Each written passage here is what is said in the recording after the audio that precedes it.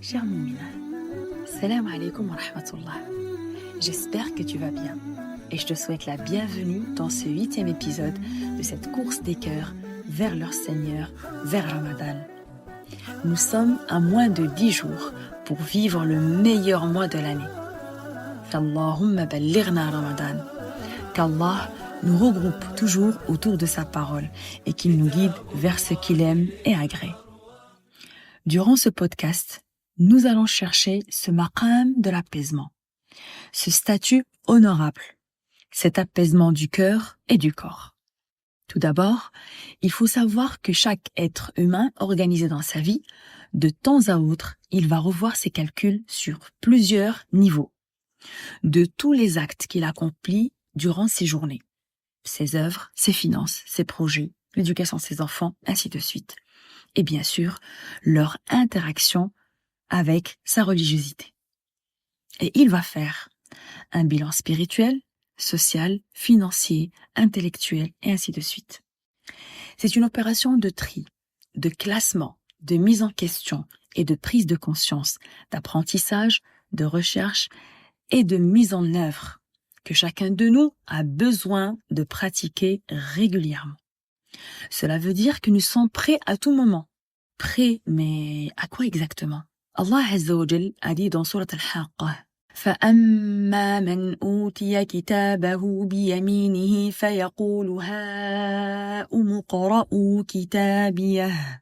Quant à celui à qui on aura remis le livre en sa main droite, il dira « Tenez, lisez mon livre ». C'est celui qui recevra le livre de ses actes avec sa main droite. Et il sera fier, avec une joie immense, et dira « Lisez mes actes ». C'est quelqu'un qui s'est préparé durant cette dunya, qui a pris le temps à faire des bilans pour tout acte accompli. C'est celui qui a préparé une réponse pour chaque acte, pour chaque pensée, afin d'être prêt le jour J, le jour du jugement. C'est une personne qui a construit cet état d'esprit. C'est l'apaisement qu'elle a préparé. C'est cette quiétude du cœur et de l'esprit. C'est cette paix morale. Cela veut dire quoi, cher Moumina? Cela veut dire que cette personne était dans une excellence de pratique. Elle considérait que chaque acte accompli était le dernier. Sa dernière prière, son dernier jeûne, son dernier sourire, sa dernière bonne action, et ainsi de suite. Du coup, elle parfaisait ses adorations avec une niya sincère pour Allah Azza wa Jal. Elle savait où aller. Cette personne, elle programmait des objectifs à court, à moyen et à long terme. Elle prenait tous les moyens et bons procédés pour les réaliser. Tout est clair dans sa tête. Elle savait comment mettre en interaction tout ce qui l'entoure positivement, en cheminant avec excellence vers Allah Azza wa Jal. Le fait d'assister à un cours ou écouter un rappel, c'est bien, cher Moumina, c'est même très bien. Et c'est motivant. Mais cela ne ramène pas à la réussite tant qu'il n'y a pas de pratique derrière. Sinon, ça sera seulement de la sensibilisation ou plutôt de la consommation. Le but est autre. J'écoute, je comprends et je mets en œuvre. Je ne chercherai pas dès le premier pas la perfection.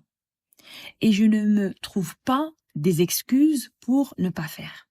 J'utilise seulement les moyens disponibles pour cheminer vers la perfection. Et au fur et à mesure, je les améliore, en oxygénant le cerveau avec la science bénéfique, qui m'aiderait à rediriger le tir dans tous les domaines petit à petit. D'ailleurs, c'est la sunna d'Allah Azza wa Jal sur cette terre. La preuve est que le Coran a été révélé au prophète Mohammed sallallahu alayhi wa sallam sur 23 ans. C'est pas pour rien. C'est pour vivre les recommandations d'Allah Azza wa Jal petit à petit et par étapes, en commençant par ce qui est important et prioritaire, et prendre le temps de goûter aux bienfaits d'Allah Azza wa Jal et de voyager dans d'autres dimensions à travers la parole divine. C'est avec la pratique que tu gagneras les bienfaits d'Allah Azza wa Jal et les plus hauts degrés chez lui subhanahu jalla fi'ula, rapidement et avec moins d'efforts. Parce que tout simplement, la vie est très très courte. Il faut profiter de chaque seconde pour se connecter à son Créateur et faire profiter tout ce qu'on aime, Inch'Allah. Et là, une question capitale. Qu'est-ce que tu as accompli dans cette dunya pour être devant Allah Azza wa Jal demain, le jour du jugement. As-tu pensé à ce moment précis, cher Moumina? Il faut savoir que l'être humain est consommé dans cette dunya entre son travail, sa famille et les problèmes quotidiens. C'est quand qu'il dégagera du temps pour Allah Azza wa Jal. C'est quand qu'il dégagera du temps pour se préparer à ce wuqouf devant Allah Azza wa Jal. Allah Azza wa Jal dans un hadith qudusi a dit من شغله ذكري عن مسألتي أعطيته أفضل ما أعطي السائلين. Celui qui donne une grande partie de son temps à dhikri, en faisant référence au Coran, au dhikr, à toutes les adorations qui rentrent dans le dhikr, pour communiquer avec Allah Azza wa Jal, je lui accorde, ou pour communiquer avec moi, Allah Azza wa Jal, je lui accorde mieux de ce que j'accorde aux ceux qui demandent des choses précises.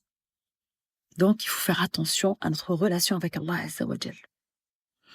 D'abord, il faut prendre soin de son âme, de son cœur, de son cerveau. C'est ce qu'on appelle al-janan. L'âme, le cœur, le cerveau, ils ont une appellation qui les regroupe tous les trois, c'est al-janan. Donc, il faut créer entre ces trois composants qui composent al-janan une vraie interaction à travers le Coran et la science. Vu que le Coran est l'oxygène spirituel qui garantit l'apaisement. Allah Azza wa Jal dans Surat al-Isra a dit que le Coran est une guérison et une miséricorde pour les croyants. وَنُنَزِّلُ مِنَ الْقُرْآنِ مَا هُوَ شِفَاءٌ وَرَحْمَةٌ لِلْمُؤْمِنِينَ وَلَا يَزِيدُ الظَّالِمِينَ إِلَّا خَسَارًا. Et il a dit dans Surat al-Ra'd الَّذِينَ آمَنُوا وتطمئن قلوبهم بذكر الله ألا بذكر الله تطمئن القلوب. C'est avec l'invocation d'Allah Azza wa Jal que les cœurs s'apaisent. C'est avec le dhikr d'Allah Azza wa Jal que les cœurs s'apaisent. Et bien sûr, aussi, la bonne science protège. Et ça, c'est la parole des savants. Ils disent que la bonne science protège la langue de l'erreur de la prononciation, la main de l'erreur de l'écriture, el-janan, en faisant référence au cœur et au cerveau. Et la science bénéfique protège el-janan de l'erreur de compréhension et les membres de l'erreur de la mise en œuvre. Donc, pour se sauver de l'homme, de cet être humain soucieux de son avenir, puisque tout est entre les mains d'Allah Azza wa Jal. Et bien sûr, se sauver de cet être humain attristé par son passé. Donc le prophète sallallahu alayhi wa sallam a dit dans un hadith extraordinaire que le cas du croyant est étonnant. Son cas est toujours bon, et cela n'appartient qu'aux croyants.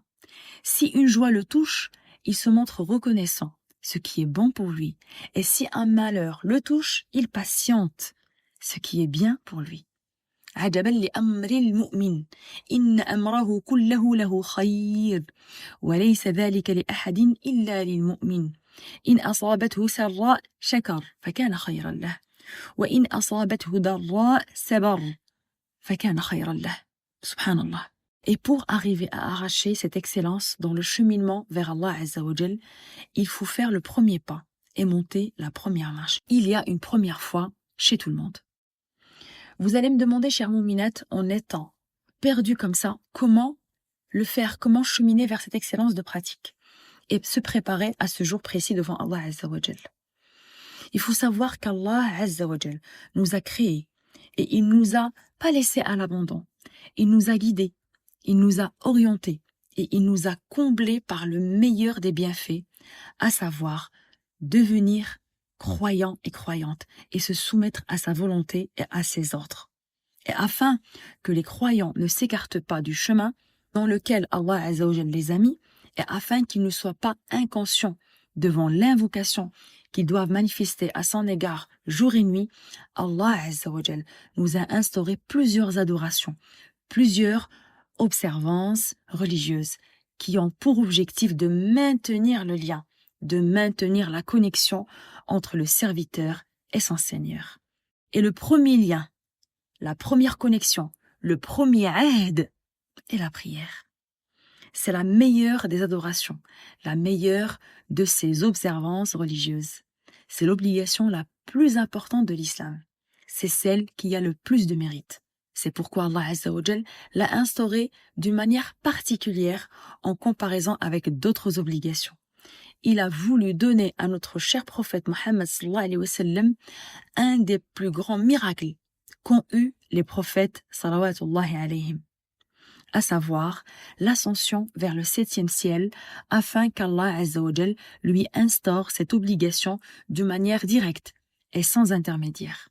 Allah Azza wa Jal ait instauré 50 prières pour les musulmans au départ et il a allégé cette obligation à 5 prières. Et subhanahu wa ta'ala s'est engagé à donner la récompense à celui qui les accomplit comme s'il avait accompli 50 prières. Il a 50 fois plus de récompense en accomplissant une prière à condition qu'il l'accomplit bien comme il se doit. C'est une obligation d'une importance capitale et le musulman doit la préserver et ne doit en aucun cas s'en écarter. C'est la colonne vertébrale de l'islam, c'est le 2e pilier, c'est la colonne vertébrale de notre existence. Le prophète sallallahu alayhi wa sallam dans un hadith a dit « Les premières des actions pour lesquelles un serviteur d'Allah sera jugé le jour de la résurrection seront ses prières. Si elles sont en ordre, alors il aura prospéré et réussi, et si elles sont incomplètes, alors il aura failli et perdu. Si quelque chose manque à ces prières obligatoires, le Seigneur, subhanahu wa ta'ala, dira « Voyez si mon serviteur a des prières surérogatoires, qu'il puisse compléter celles qui étaient défectueuses de ses prières obligatoires. » Alors le reste de ses actions sera jugé de la même façon.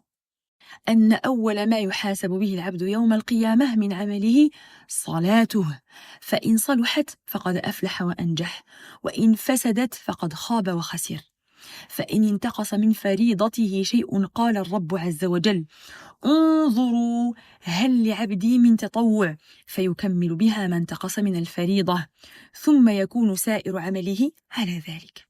La prière, c'est ce lien qui nous ouvre les yeux.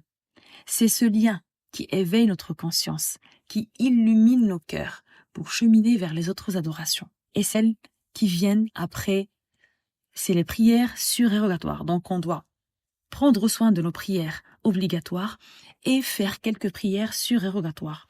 Et quand on parle de l'ensemble des actions ou des œuvres surérogatoires, les meilleures qui viennent après les prières obligatoires et les prières surérogatoires, c'est la demande de la science bénéfique, en l'occurrence, cheminer vers le Coran et ses sciences. Allah Azza wa Jal a dit dans Surat al-Mutaffifin, Khitamuhu misk wa fi dhalika falyatanafasil mutanafisun, que ceux qui la convoitent entrent en compétition pour l'acquérir.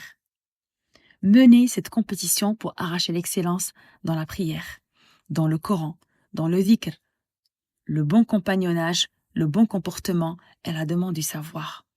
Donc, cette compétition dans la demande du savoir, en l'occurrence, cette demande du savoir, ce savoir bénéfique qui va m'aider à parfaire et à arracher l'excellence dans ma prière, dans mon Coran, dans mon dhikr, dans la fraternité en Allah, le bon compagnonnage, dans le bon comportement et dans la demande du savoir. Donc, à consommer sans modération.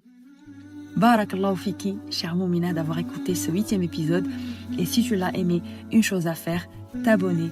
Et si tu veux intégrer notre cercle vertueux, partage ce khayr à plusieurs Mouminates. N'hésite pas à choisir le nombre d'étoiles de ton choix et garder le contact en laissant un commentaire sur ton application d'écoute préférée. Aussi, n'oublie pas de partager notre 2e édition de notre livre de Ramadan, un mois à la fois, pour t'accompagner durant ce mois béni et profiter de la première édition aussi durant ce qui nous reste de Sha'ban. Et afin de ne rater aucune information concernant nos événements, abonne-toi sur notre compte Instagram, Les Élites du Coran officiel, ainsi que notre groupe Telegram des Assises des Mouminat. Astawdi'ullah dinaki wa amanataki wa khawatim a'maliki, qu'Allah te préserve fi amanillah.